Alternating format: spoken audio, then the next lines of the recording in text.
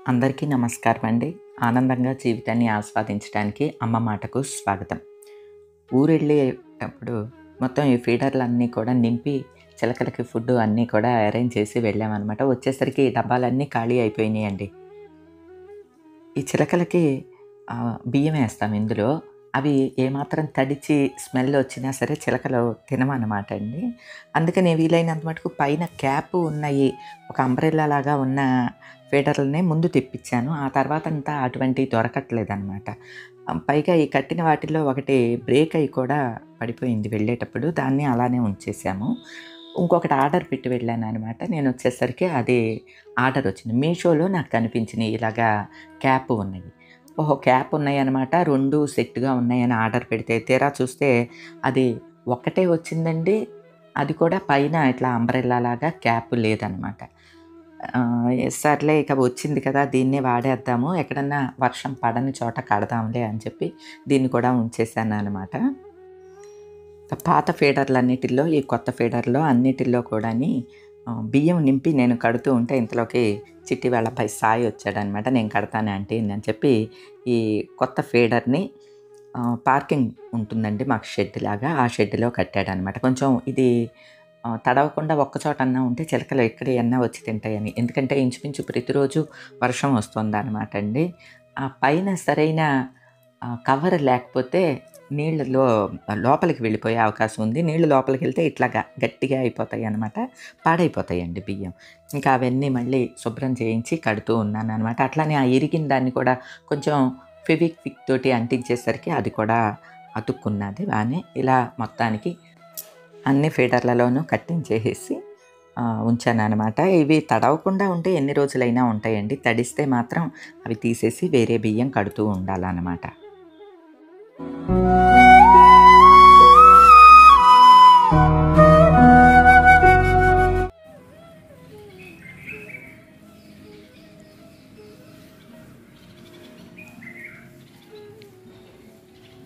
ఓహో! ఊరి నుంచొచ్చేసరికి పింక్ పువ్వులు పూస్తూ ఉన్నాయండి.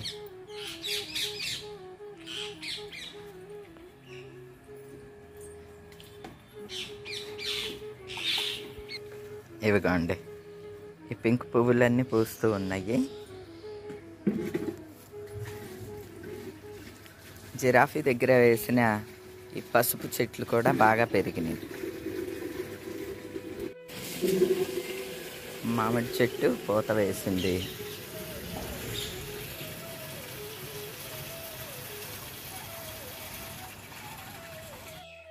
మొక్కలన్నీ కూడా కొంచెం జీబురుగా పెరిగిపోయినట్లున్నాయి. అలానే ఈ బోగన్‌విల్లా చెట్లయితే నడిచే పాత్ మీదకి కూడా కొమ్మలొచ్చేసినాయండి. అయి కొట్టేస్తూ ఉండాలి. అట్లనే కొత్త ఫీడర్ మీదకి కూడా చిలకలు చక్కగా వచ్చి తింటూ ఉంటే పర్వాలేదు వీటికి కూడా అలవాటయింది అని అనుకున్నాను. పైకి చిలకలు వస్తూ ఉన్నాయండి. నిన్న సాయంత్రమే రెండో పూట కూడా వేస్తాము పైన టెర్రస్ మీద చిలకలకి. మార్నింగ్ అవి కొన్ని ఉంటాయి అనుకుంటా. ఇక పరసపెట్టి చిలకలన్నీ వెళ్తూ ఉంటే ఫస్ట్ మేము ఉదయమే చేసే పనేంటంటే టెర్రస్ మీదకెళ్ళి వాటికి ఫుడ్ వేసేసి వస్తామండి. ఎవరం ఎర్లీగా లెగిస్తే వాళ్ళం వెళ్ళి ఈ చిలకల పని చేస్తూ ఉంటామనమాట. మనం వెళ్ళేలోగా అవి సందడి సందడి చేసేస్తా ఉంటాయండి.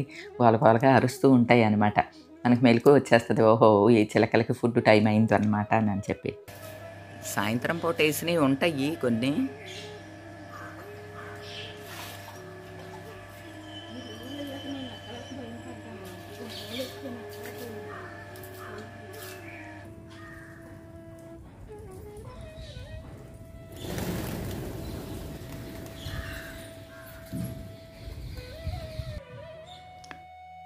పైకొచ్చి వాటికి ఫుడ్డేసి అలా చూస్తూ ఉంటే ఉడతలొస్తున్నాయండి. అలానే రకరకాల పిట్టలు, కాకులు, పావురాలు అన్నీ వస్తూ ఉంటాయనమాట.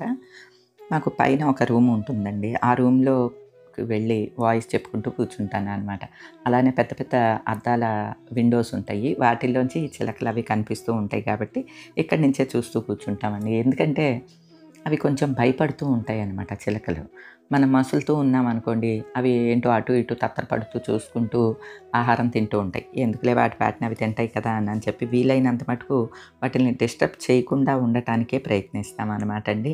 అసలయ్యి ఒక్కొక్క చిలక రావటం, కొద్దిగా ఆహారం తిన్న తర్వాత రయ్యిమని మళ్ళీ ఎగిరిపోయి ఒక రౌండ్ తిరిగి మళ్ళీ వచ్చి ఆహారాన్ని ఏరుకుని తింటూ ఉంటే ఇదంతా చూస్తూ ఉంటే ఒక మెడిటేషన్ లాగా అనిపిస్తుంది అనమాట అండి. చాలా బాగుంటుంది. అలా ఎంతసేపు కూర్చున్నా మనకు అసలు టైం కూడా తెలియదు అనమాట అండి. అలా గడిచిపోతూ ఉంటుందన్నమాట వీటిని చూస్తూ ఉంటే.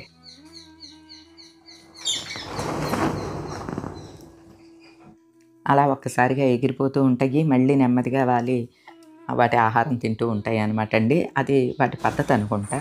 ఇక కొద్దిసేపు ఉండి కిందికి వెళ్ళిపోయి నా దినచర్యలో నా పనులన్నీ నేను ఇక స్టార్ట్ చేసుకుంటాను అనమాట అండి. ఇక నా పనులన్నీ ముగించుకుని కృష్ణయ్య దగ్గర దీపం పెట్టడానికి వస్తే బయట నుంచి ఎక్కడి నుంచో దూరంగా హరే రామ హరే కృష్ణ భజన్స్ వినిపిస్తున్నాయండి. ఈ మధ్యకాలంలో ప్రతిరోజు కూడా గ్రామ సేవలాగా తిరుగుతూ ఉన్నారంటండి. ఉదయం పూట ఈ హరే రామ హరే కృష్ణ భజన్స్ వాళ్ళు తిరుగుతున్నారంట. అట్లనే స్వామి ఊరేగింపు కూడా విశేషంగా చేస్తూ ఉన్నారంటండి. మేము ఊళ్ళో లేం కదా, మన ఇంటి దగ్గర వాళ్ళు చెప్పారనమాట. ఈరోజు కూడా ఊరేగింపు ఉందని మైక్లో అనౌన్స్మెంట్ వినిపిస్తూ ఉన్నదన్నమాట అండి. ఈరోజు పూజ చేసుకునే టైంకి కరెక్ట్గా సూర్యకిరణాలు శివయ్య మీద పడుతూ ఉన్నాయి అన్నమాట అండి. దారపాత్ర అవి పెట్టాను కదండి, అక్కడ పడుతూ ఉన్నాయి.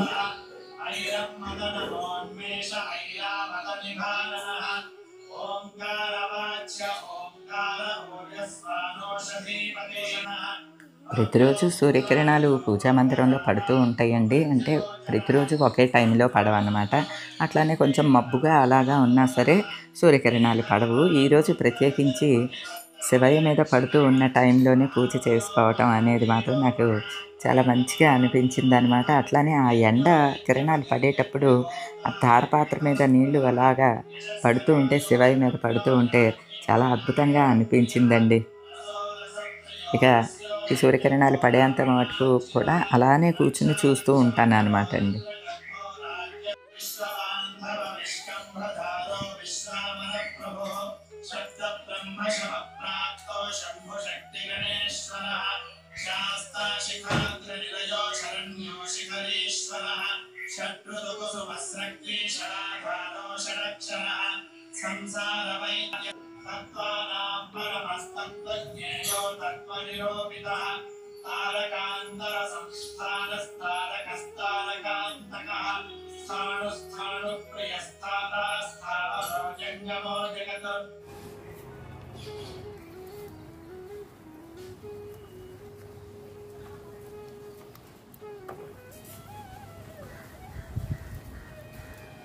వాటికి తెలుసు కలుపుతున్నామని.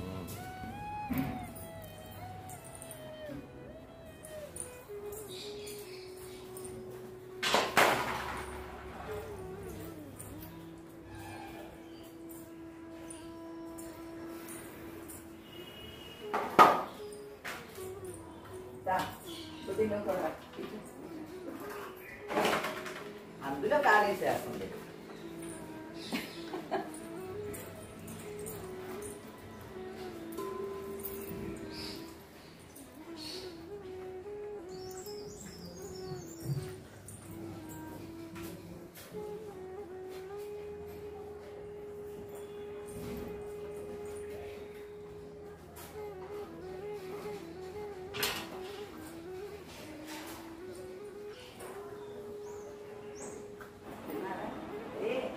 కారు కవర్ ఎందుకు నీకు?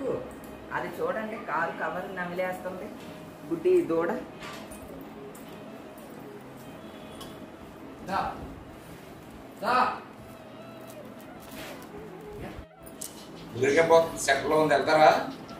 వెళ్తాం.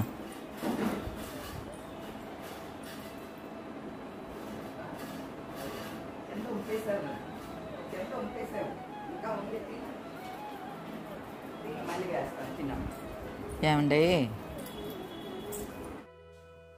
ఈరోజు రథయాత్ర వెళ్తుందంటండి. మా మరిది గారు గ్రౌండ్ నుంచి వస్తూ చూశారంట.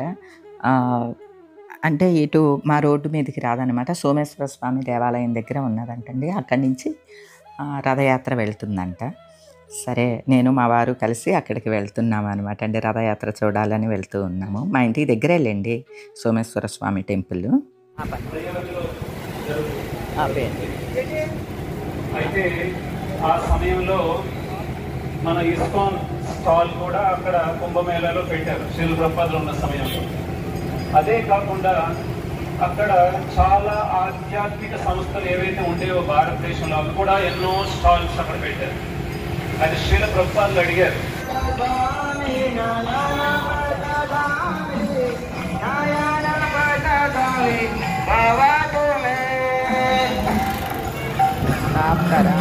అవుదా?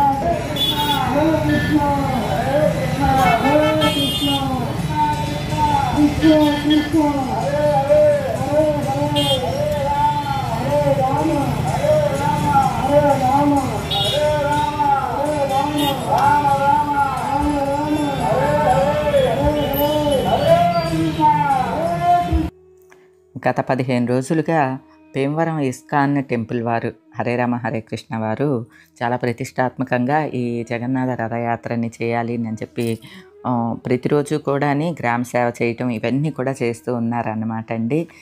విశేషించి ఈరోజు ఈ రథయాత్ర జరిగే రోడ్డు అంతా కూడా ముందు శుభ్రం చేసి అన్ని సెంటర్లలో పెద్ద పెద్ద ముగ్గులు వేసి చాలా బాగా రథయాత్రని చేశారన్నమాట అండి. కొంతమేర చూసి తర్వాత ఇక ఇంటికి తిరిగి బయలుదేరామన్నమాట అండి.